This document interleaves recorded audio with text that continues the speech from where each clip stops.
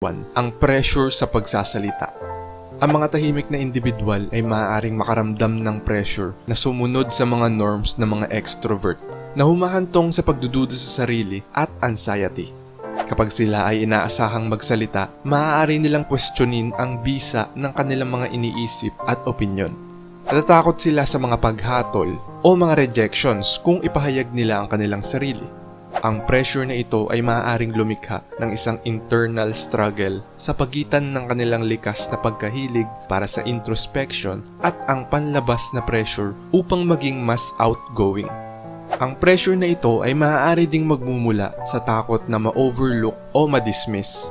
Kaya ang mga tahimik na individual ay maaaring makaramdam ng pangangailangan na igiit ang kanilang sarili upang marinig at kilalanin.